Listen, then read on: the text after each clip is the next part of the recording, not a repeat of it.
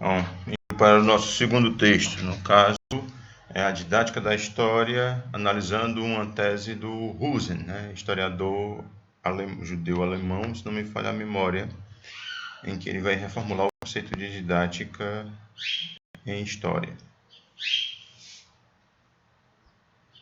Vou compartilhar. Eu acho que não precisa compartilhar, né? Só para abrir o texto aqui direto para ele.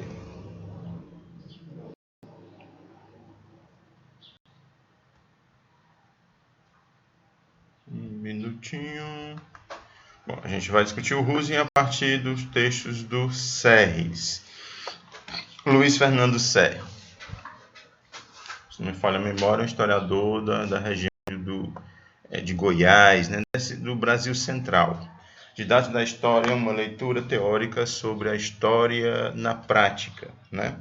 Bom, para começar a nossa conversa aqui sobre didática da história, vamos primeiro conversar para que serve estudar história, né? A história é uma disciplina que tem como foco estudar a ação do homem no tempo, né? No espaço e no tempo. Ou seja, eu analiso uma sociedade em um contexto bem específico. Vou colocar aqui meu celular, que está carregando ali. Né? Então, essa é a preocupação da história. Mas a que vale estudar o passado? Por que estudar o homem no tempo? Por que estudar o Egito Antigo? Por que estudar a Pérsia Antiga? Por que estudar a Mesopotâmia? Por que estudar a Grécia, Roma, o período colonial, o período medieval? Enfim, por que estudar o passado, né, na educação básica? E a resposta que eu costumo dar sobre as razões para se estudar o passado é que o passado não de fato passou, né? Muitas coisas para quem existe hoje em dia são heranças do passado. Eu acho que uma boa parte do nosso mundo contemporâneo ele é carregado de diferentes temporalidades, né? Um exemplo,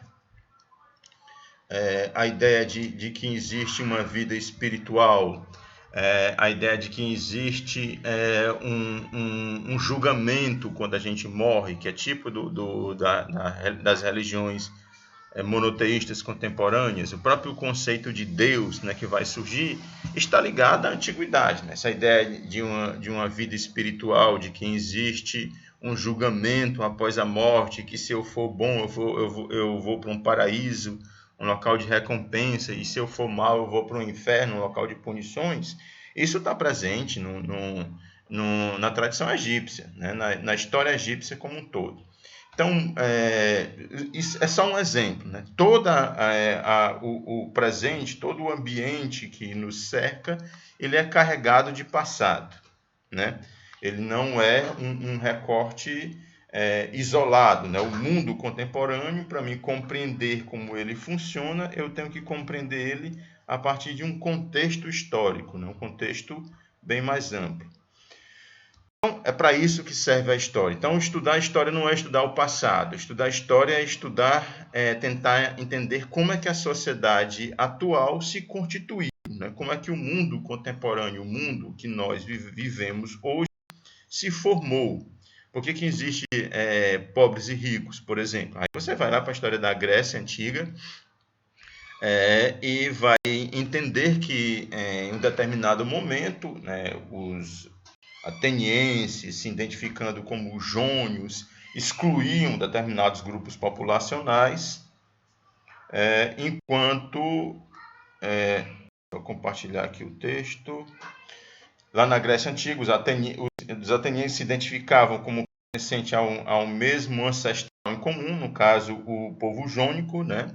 Se identificavam como jônicos e excluíam todos aqueles que não se enquadravam nessa definição, que eles taxavam de metecos.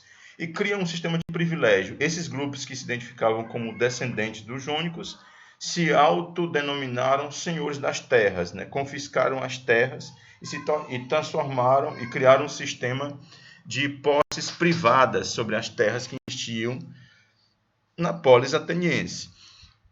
Em Esparta e em outras polis aconteceu um fenômeno parecido. No caso da Esparta, é a identidade com os dórios, né, que haviam fundado o povo espartano, que havia dominado, né, os grupos que lá estavam anteriormente e que estipularam um domínio também sobre essas populações, um domínio sobre a terra, não, uma posse sobre a terra.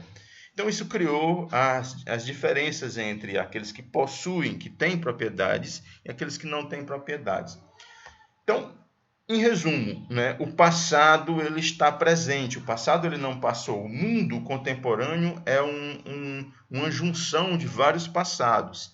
Ele faz sentido porque determinadas coisas se constituíram no passado. É por isso que nós falamos o português, é porque nós fomos colônias de Portugal no período colonial. É por isso que predominantemente nós somos cristãos, é porque isso foi trago para a América pelos portugueses. Então o passado explica o presente. Não dá para compreender o presente sem o passado. E a história é essa disciplina que faz esse intercâmbio, essa liga entre o passado e o presente, né? Então, a didática da história, ela vai trabalhar com como ensinar a história na sala de aula, mas não só isso, né? A história vai surgir como disciplina, como área do conhecimento, por volta do século XVIII e do século XIX, ligada à formação do Estado Nacional. Professor, o que é a formação do Estado Nacional? Quando começou a surgir as identidades nacionais. O português, o francês, o alemão só no século XIX, né, no caso, que a Alemanha só vai surgir no século XIX, o inglês, e assim sucessivamente. Quando começaram a surgir esses estados ligados a um governo, associado a um idioma, esses estados e esses governos sentiram a necessidade de criar uma identidade nacional, associar a situação deles a um passado, criar uma identidade ligada a um passado. E começaram a difundir o ensino de história. Então, em um primeiro momento, o ensino de história tinha como função fazer propaganda do Estado Nacional, né? Pregar o nacionalismo, pregar o amor à pátria, pregar essa ideia de que era necessário dar a vida pela pátria, que está muito presente, por exemplo, no hino nacional brasileiro. Se você escutar a letra do hino nacional brasileiro, você vai perceber o que eu estou falando, né? Verás que um filho teu não foge à luta, nem temes quem te ama a própria morte. Ou seja, dar vida pelo país, amar o país, é uma espécie de uma religião, só que onde ao invés de Deus tem a figura do Estado Nacional. Você exalta o Estado Nacional. Então, esse era o objetivo da história enquanto disciplina, lá no século XIX, lá no começo da República Brasileira, né? A história servia para uma espécie de propaganda oficial do governo estadual, para formar cidadãos, né? Cidadãos exemplares, né? Essa história se basava num relato dos grandes acontecimentos e dos grandes homens, criando uma memória nacional, né? É essa história, por exemplo, que vai incentivar as comemorações do 7 de setembro, as comemorações da proclamação da República, as comemorações, enfim, vai criar um calendário cívico e vai exaltar essas celebrações cívicas. Esse é o foco da história que vai existir no século XIX. A partir dos anos de 1930, lá na Europa e aqui no Brasil com mais força, dos anos 60 para os anos 70, começou a criar força uma revisão da história, né? Em que a história abandonou essas suas pretensões de criar uma identidade nacional e passou a se preocupar com essa primeira coisa que eu falei, né, nesse vídeo. Ou seja, que é tentar entender o mundo. O foco da história foi se deslocando para desse objetivo cívico, de tentar explicar o passado, né, de tentar criar uma cidadania, um cidadão, um cara que adorava a sua pátria, de desenvolver o patriotismo, para tentar compreender por que as coisas são assim e não de outra forma. Né? Então, o objetivo da história foi se deslocando de um ponto para o outro. Né? E a forma de se ensinar história também foi se deslocando. Então, o texto do Husen, né? Esse texto não é do Husen, é do Serres, né? Ele está embasado no texto do Husen, um cara que vai tentar trazer o pensamento do Husen aqui para o Brasil. parte desse princípio, né, de que era necessário mudar a forma como que se pensa também o ensino de história. Até então, se pensava o que era chamado de didática da história como uma metodologia de se ensinar a história. O professor deve se preocupar da melhor forma possível para passar o conteúdo e para os alunos compreenderem esse conteúdo, né? Entendia-se didática da história como isso. Mas o Rosen vai questionar esse posicionamento. Ele vai dizer, olha, tudo bem, isso aí existe, isso aí não é abandonado. É realmente a função do professor da educação básica se preocupar com a metodologia de ensino, de como ensinar. Mas não é só isso, isso vai muito mais além. O professor da educação básica, ele tem que se preocupar também com a cultura histórica, né? com o saber histórico difundido, reconhecer que existe um saber histórico para além da sala de aula, pesquisar esse saber histórico para poder atuar na sociedade em que ele se insere. Como assim, Reginaldo? Vamos lá. Pegando aqui alguns trechos, né? O ensino de história participa, portanto, como instrumento da construção. Isso aqui é essa visão antiga, né? Essa visão que eu acabei de falar, que tinha-se até bem pouco tempo sobre o que era a história. Da construção da identidade da identidade que não, ao mesmo tempo, de solidariedade e do assassínio. Em outras palavras, o amor à pátria e o compromisso com o cidadão se articula mais ou menos explicitamente à disposição de matar e morrer pela pátria. O nacionalismo coloca a nação como valor supremo, acima da vida e talvez abaixo apenas de Deus. Então, essa era a visão antiga, né, que se tinha até os anos... Acho que até quando eu fiz a minha educação básica, essa visão ainda era muito forte, muito embora já tivesse bons professores que questionavam esse posicionamento,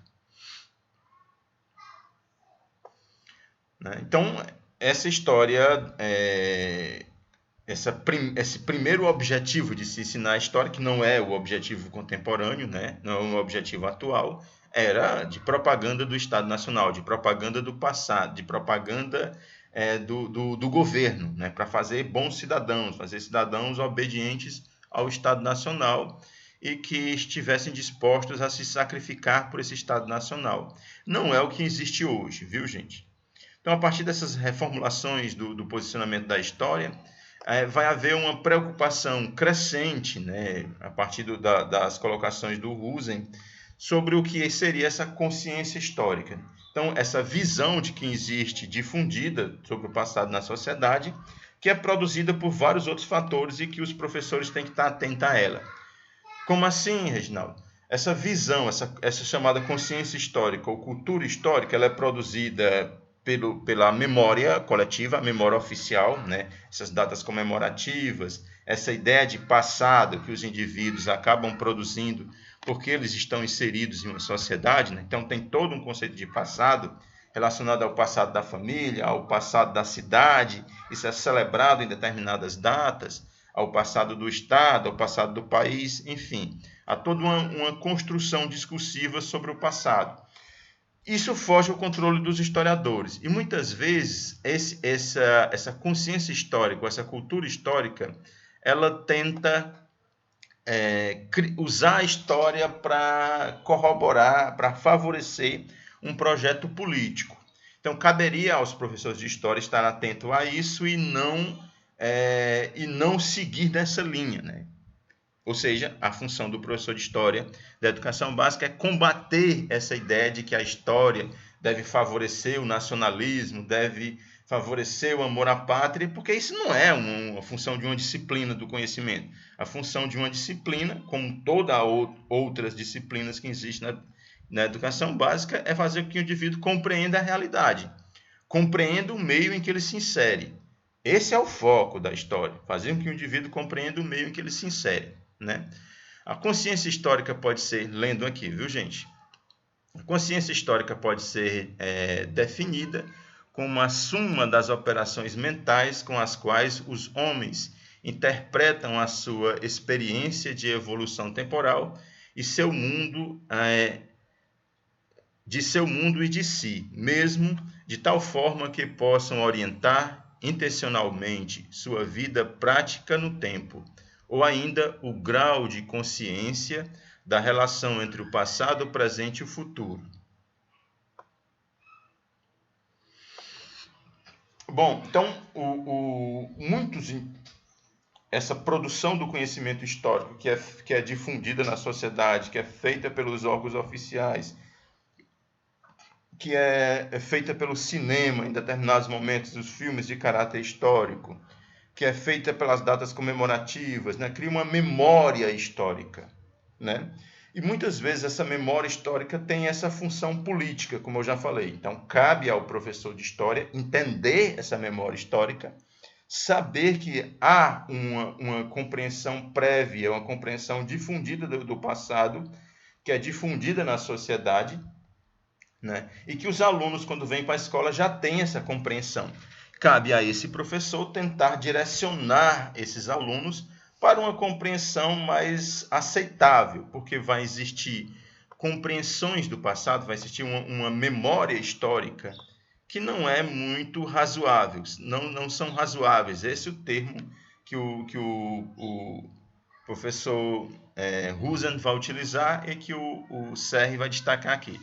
São uma cultura histórica que não é razoável, seria uma cultura histórica que tenta favorecer um projeto político que exclui pessoas. Por exemplo, quando eu digo, por exemplo, quando eu tento criar uma exaltação do nazifascismo, da Alemanha nazista ou da Itália fascista, trazendo tentando produzir uma situação, um discurso positivo para esses regimes políticos, isso é uma cultura histórica que não é razoável, no sentido de que acaba pregando a marginalização de outros grupos.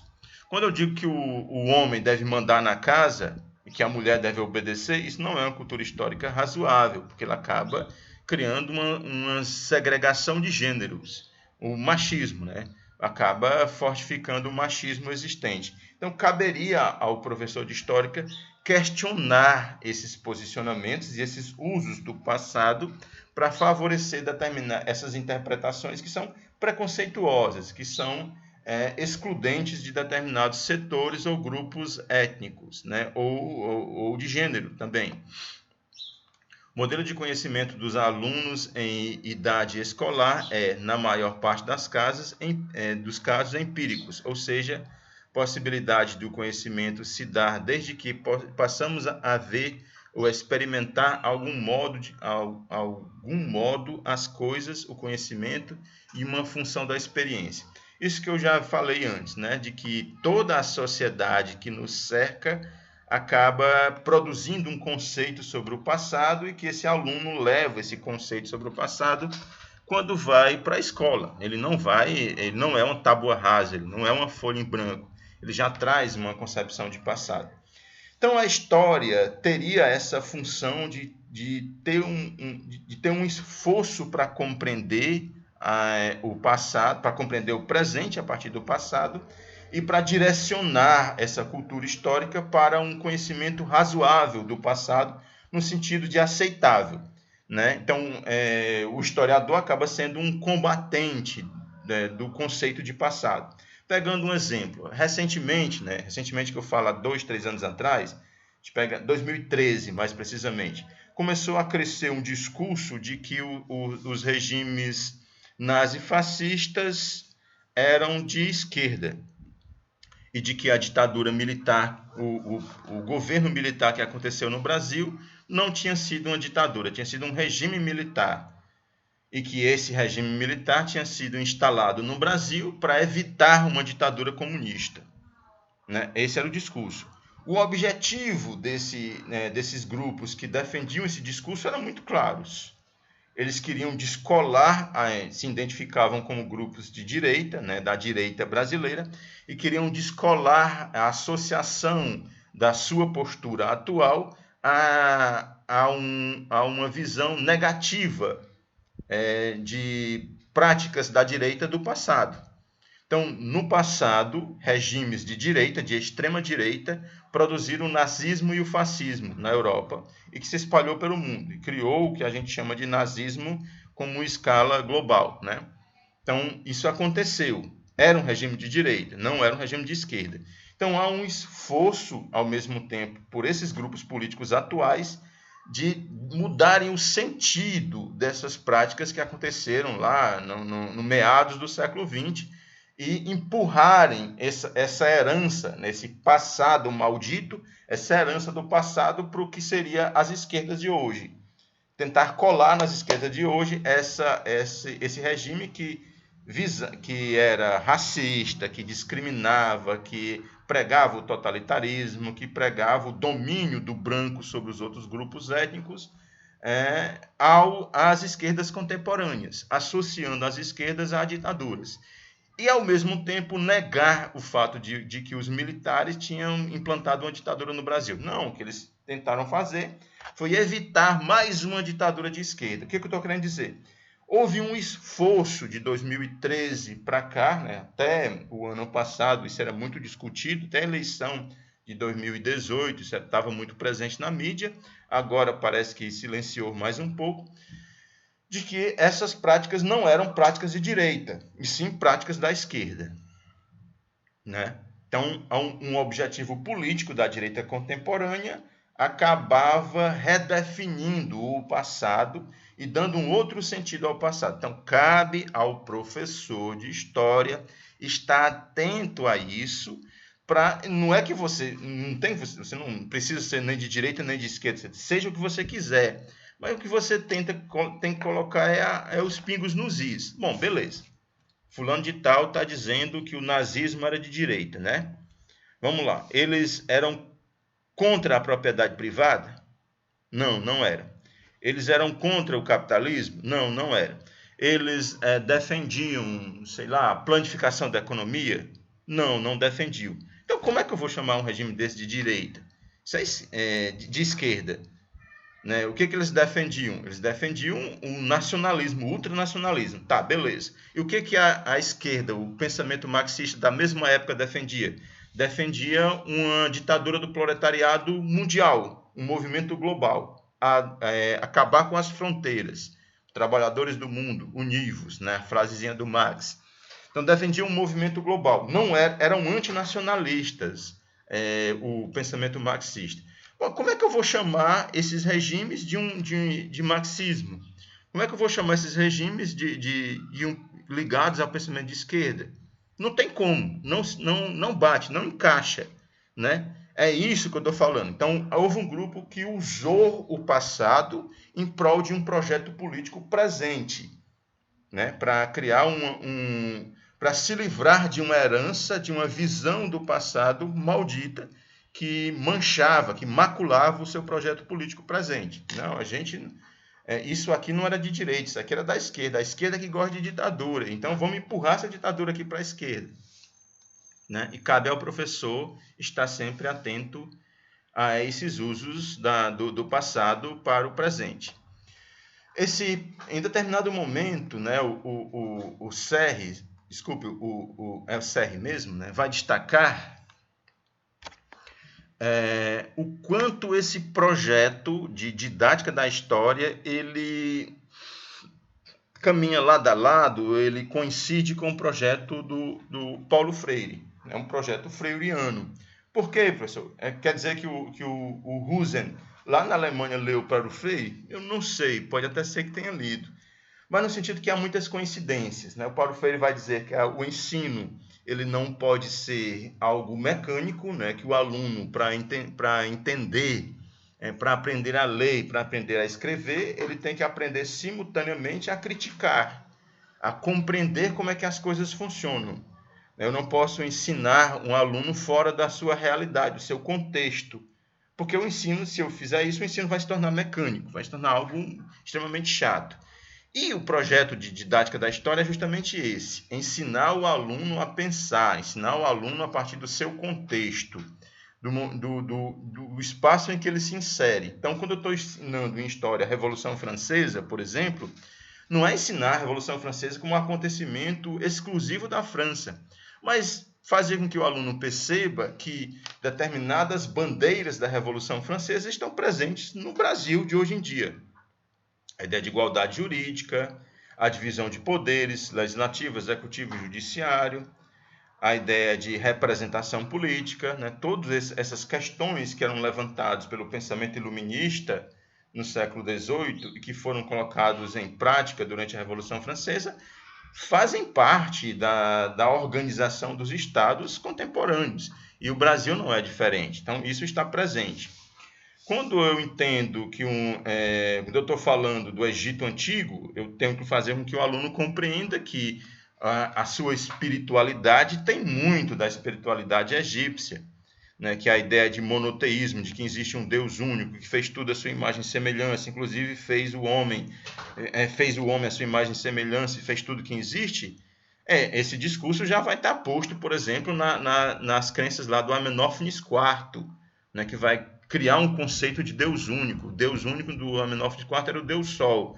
Mas que muitas coincidências que esses povos tinham, interações um com o outro, passavam de um grupo para outro, e alguns valores desse pensamento religioso egípcio foram fundamentais para compor o monoteísmo hebraico, né, o monoteísmo dos povos lá do Oriente Médio, e que posteriormente chegou a Roma, e que Roma adotou com o cristianismo, e que chegou até nós. Então, muitos dos valores religiosos que nós temos tem a origem nessas posições religiosas do Egito Antigo.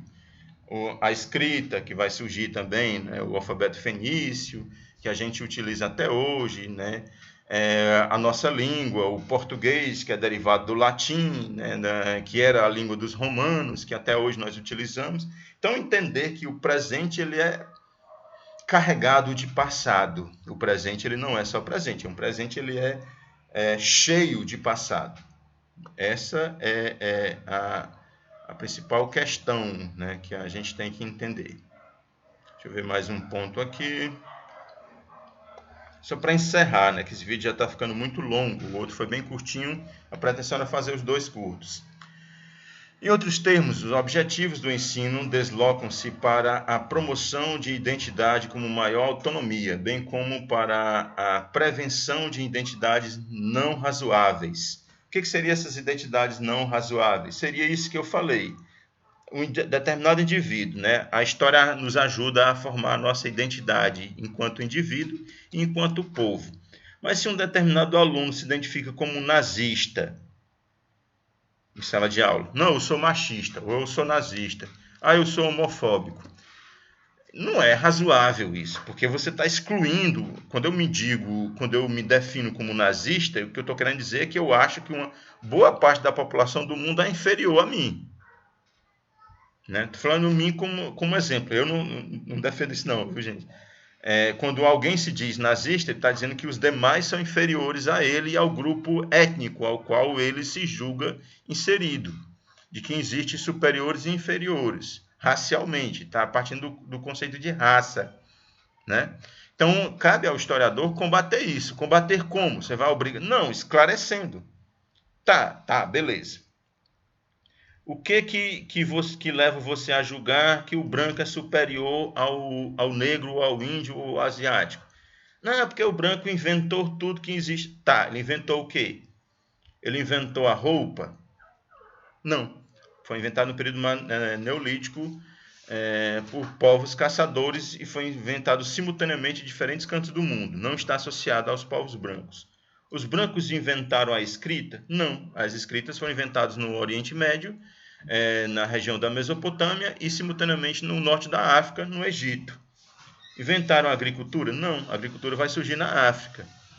Então, o que os brancos inventaram? Eles tiveram um protagonismo na história mundial muito recente em termos históricos. Então, cabe ao professor combater isso com fatos. Isso é o combate a essa identidade não razoável e definir o que é uma crença razoável. Você pode formular a sua identidade e usar a história para formular a identidade. A história serve para isso também. Mas há identidades que não são razoáveis, porque elas se deslocam da realidade, elas não encontram um lastro né, no real. É só o preconceito de alguém falando ali. É só a falta de conhecimento, a ignorância de alguém falando ali. E não um discurso que se prega a realmente algo que aconteceu. Bom, creio eu que o cerne, né, o centro das ideias do texto do José Serre, que está analisando o texto do Husen, a gente contemplou aqui. Então eu vou encerrar, porque o vídeo já está muito grande, e vocês leem o texto aí em casa, né? Nós tentamos discutir aqui simultaneamente o texto do Husen, né? Esse aqui, colocar no começo, didática da história, passado, presente e perspectivas, a partir do caso alemão, e o texto do José Serres, esse aqui, que eu estava dando preferência porque ele traz essa teoria do Husen para o Brasil. José não, é Luiz Fernando Serres, desculpe. Na didática da história, uma leitura teórica sobre a história na prática. Os dois textos aqui estão disponíveis para vocês. É isso aí, galera. Um abraço a todos. Espero que tenha ajudado com os meus videozinhos. Até a próxima. Até mais.